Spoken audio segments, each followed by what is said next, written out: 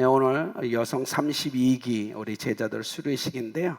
말씀을 좀 짧게 나누고 순서를 진행하도록 하겠습니다. 여러분, 지금까지 인생을 살면서 동물 중에 탈피, 껍질을 벗는 동물들에 대해서 아마 들어보았을 겁니다. 갑각류가 특히 그렇죠. 탈피는 뭐죠? 낡은 이 허물이나 껍질을 벗는 기죠. 생물학적인 현상 중에 하나지만 비유적으로 우리의 삶으로 가져오면 잘못된 습관이나 그죠? 잘못된 것에도 완전히 벗어나는 의미를 갖고 있습니다. 근데 성장하기 위한 필수적 과정이 이 탈피의 과정이라고 할 수 있는데 그리스도인의 삶이 그렇지 않은가라는 생각을 좀 해봅니다. 이번 주 토요일 날 우리 청년 두 쌍이 이제 또 결혼을 하죠. 결혼은 뭐죠? 싱글의 삶을 그죠? 이제 단절하는 시작이 바로 결혼의 과정입니다. 왜 싱글의 삶을 단절해야 되면 결혼을 통해서 행복을 우리가 함께 만들어가고 누리기 위해서는 빠른 시간 내에 싱글의 삶을 청산해야 벗어 던져야만이 행복을 할 수 있다는 겁니다. 결혼했음에도 불구하고 싱글의 삶을 계속 주장한다면 아마 둘은 결혼했을지라도 행복하지 않을 겁니다. 제자로서 부르심을 받았는데 제자의 삶을 살지 않을 때 우리가 문제가 될 수 있죠. 제자라면 제자로서 벗어 던져야 될 게 분명 있다는 겁니다. 자, 제자로 부르심을 받은 사람들은요, 제자가 되기 위해서 예수 그리스도께 피값으로 산 교회 안에서 공동체가 함께 예배하고 기도하고 성찬에 참여하기도 하지만, 그러나 제자가 된다는 건 그거보다 또 더 이상의 어떤 의미를 가지고 있다는 사실을 기억해야 됩니다. 공동체가 함께 예배하고 기도하고 찬송하고 성찬에 참여한 것 외에 그 이상의 의미를 가지고 사는 게 바로 제자의 삶이라는 걸 꼭 기억하셔야 돼요. 여러분, 우리가 다 아는 것처럼 나라마다 국가대표 선수들이 있죠. 그 국가대표 선수들은 국가의 부르심, 선택을 받으면요, 절대적 헌신과 함께 절대적 희생을 통해서 국가가 원하는 목표를 이루기 위해서 수없는 연습과 또 삶을 살아가죠. 이 선수들에겐 관중이 가질 수 없는 특별한 책임감과 의무가 있다는 사실을 우리는 기억할 겁니다. 수많은 무리 가운데서 제자가 된다는 것이 그렇다라는 겁니다. 제자가 됐음에도 불구하고 군중과 무리처럼 살아간다는 건 문제가 있겠죠. 오늘 예수님이 이 긴 성경 본문에 딱 세 가지 제자의 도에 대해서 얘기를 하고 있습니다. 자, 모든 사람이 지금 우리 이 시대는 예수 믿으면 다 제자다라고 얘기하지만 오늘 성경만 보고 나면 그렇진 않죠. 우리는 쉽게 예수 믿으면 다 예수님의 제자입니다라고 얘기하지만 아니죠. 성경만 보면 분명 군중과 제자는 다른 기준을 갖고 있다는 사실을 우리가 알 수 있다는 겁니다. 자, 주님은 무리도 좋아하셨지만 그러나 주님은 하나님의 거룩한 뜻을 이루기 위해서 제자를 더 소망하셨다는 걸 우리가 알 수 있어요. 오늘 읽었지만 25절에 수많은 무리가 지금 예수님을 따라가고 있어요. 수많은 예수님이 따라가고 있습니다. 그런데 오늘 본문을 통해서 우리에게 딱 두 가지를 주는 것 같아요. 하나는 뭐냐면 이미 여러분이 그리스도의 제자라면 오늘 말씀을 통해서 제자인 내가 어떤 삶을 지금 못 살고 있는지를 발견해야 됩니다.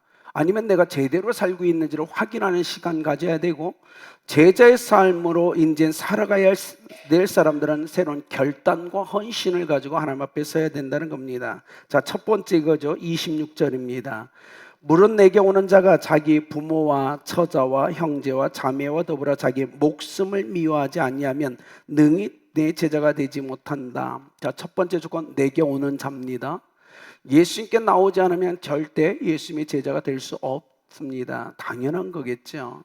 예수님께 나온 자가 제자가 될 수 있는 거예요. 나오지 않는 자는 제자가 될 수 없어요. 그렇죠? 자, 그렇고 또 하나는 나온다 할지라도 모든 사람이 그리스도의 제자는 아니란 사실도 우리는 기억해야 됩니다. 자, 그런데 주님이 이렇게 합니다. 자기 목숨까지도 미워해야 된다는 조건을 벗습니다. 가족 플러스 자기 자신까지도 미워하라고 얘기하는 겁니다. 당시 1세기를 살아가는 기독교인들, 그리스도인들은 예수를 믿고 따른다는 것 때문에 가족들에게 배척을 참 많이 당했던 것 같습니다. 가족에게 많은 핍박이 있었던 것 같습니다. 자, 내가 무엇을 선택하느냐가 내가 무엇을 사랑하는 자, 무엇에 가치를 두고 있느냐를 보여주는 것과 동일하죠. 주님이 이렇게 합니다. 미워하지 아니하면. 이건 막 욕하고 째려보고 뭐 비방을 한 뜻 아니에요. 그게 아니고 헬라에서 이 미워하지 아니하면 순수에 대한 의미가 강합니다. 자, 내가 첫 번째 사랑하는 것과 두 번째 사랑하는 것은 사랑의 차이가 있다는 거예요. 즉, 두 번째 사람은 저 사람이 첫 번째 걸 너무 사랑하는 모습을 보면 뭐죠? 나를 저 사람보다 사랑하지 않아. 그러면 뭐죠? 그것이 미워한다는 표현을 쓰고 있는 거예요. 첫째 사람보다 나를 사랑하지 않아? 날 미워하는 거야. 즉 주님이 얘기하는 게 뭐냐면 우리의 사랑의 대선에 가장 우선순위가 예수님이어야 된다고 얘기하는 거예요. 결코 오해하지 마십시오. 아버지 미워하라, 엄마 미워하라, 형제자매 미워하라, 너 자신을 미워하라 이 뜻 아닙니다. 가장 먼저 우선순위에서 예수님을 사랑하는 삶을 살아가는 게 그리스도의 제자다라고 지금 강조점을 두는 거지. 어떤 크리스찬들은 자꾸 그런 걸 오해하는 것 같아요. 절대 그거 아닙니다. 두 번째 27절입니다. 누구든지 자기 십자가를 지고 나를 따르지 않는 자도 능히 내 제자가 되지 못하리라. 자, 예수님의 뜻은 어디에 있었죠? 십자가에 있었죠. 그런데 그 주님이 우리에게 십자가를 지고 따라오라고 하는 겁니다. 즉 나의 삶에 하나님의 거룩한 뜻이 이루어지기를 원하며 삶을 살아가는 것, 그 삶이 십자가의 삶이라는 겁니다. 내 뜻과 하나님의 뜻이 충돌했을 때 어떤 걸 선택할 거냐에 대한 문제일 수도 있습니다. 내 뜻과 하나님의 뜻이 충돌했을 때 하나님의 뜻에 순종하라는 뜻이겠죠. 나 자신의 평안과 기쁨, 즐거움, 어떤 안전, 행복보다 예수님을 가장 앞에 두기 때문에 하나님의 뜻이 내 삶에 이루어지는 것을 가장 우선순위에 두었기 때문에 감수해야 되는 많은 일들에 대해서 이렇게 얘기하고 있을 수도 있다는 겁니다. 여러분 어떻습니까? 삶에서 내 뜻과 하나님의 뜻이 충돌할 때 내 뜻을 포기하시는가요? 여러분이 좀 그런 삶을 이젠 살아가야 될 겁니다. 특히 우리 제자들. 자, 예수님이요 십자가를 앞에 놓고 이렇게 얘기합니다. 나의 원대로 마옵시고 아버지의 뜻대로 되기를 원합니다. 제자들이 평생의 삶을 살 때 이 기도를 해야 될 겁니다. 예수님 앞에 십자가를 지고 나를 따르라고 했으니까 십자가 앞에서 내 뜻을 주장할 건지 하나님의 뜻을 주장할지 우린 결정해야 되는 거예요. 근데 오늘 주님은 뭐죠? 자기 십자가를 지고 그 십자가 앞에서 그 십자가를 통해 하나님의 뜻이 이루어지길 원한다면 내 뜻을 꺾어라 라고 지금 얘기하는 겁니다. 이루리 해서 여러 가지로 하죠. 오늘 22절에서 32절까지 나오는 단어가 계산하라라는, 계획을 세우고 계산하라는 말이 나옵니다.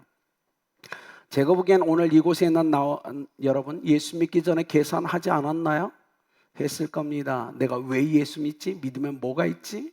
계산했을 겁니다. 저도 했고 여러분도 했습니다. 계산해서 결정을 내렸죠. 그래도 예수님 믿자. 그래도 예수님 따라가자. 예수님을 위해서 우리가 헌신하자. 그게 여러분 아닙니까?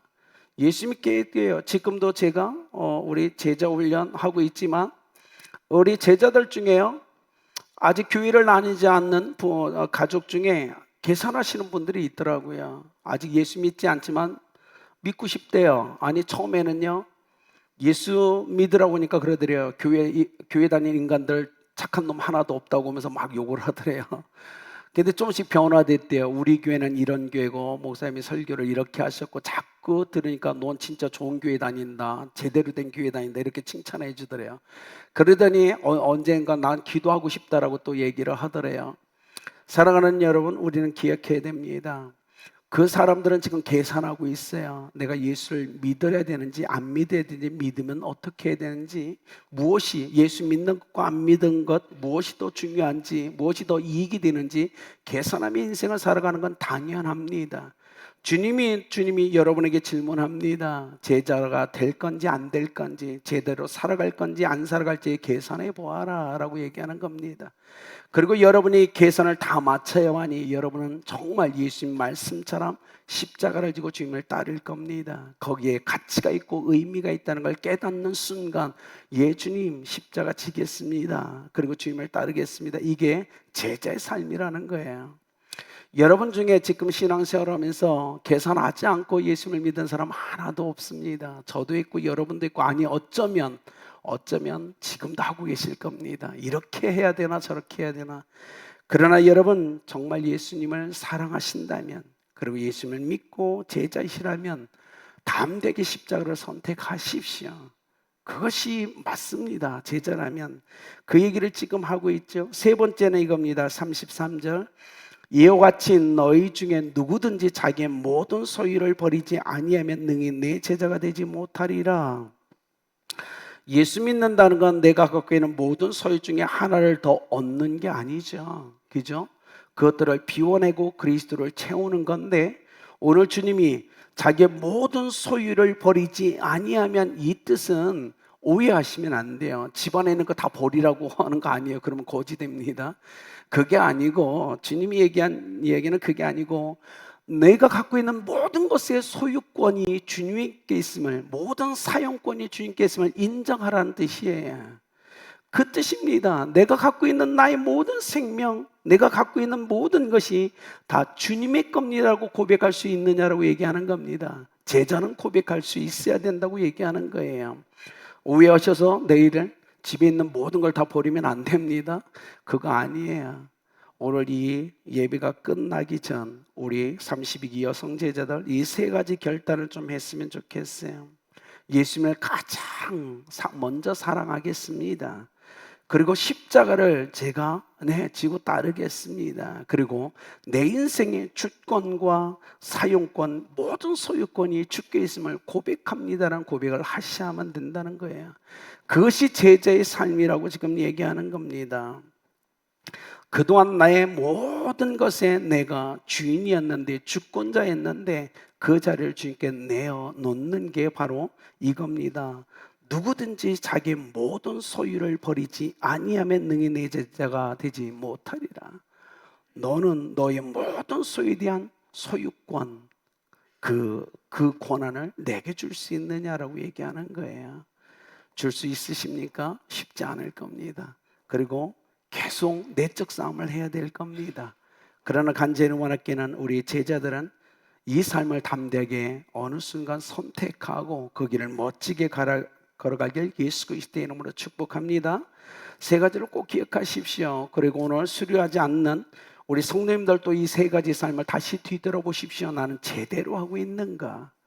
그냥 여러분이 그냥 공동체에서 그냥 기도하고 찬양하고 예배하고 성찬에 참여하고, 그건 모든 군중이 할 수 있는 거예요. 그걸로 제자의 삶이 드러나지 않습니다.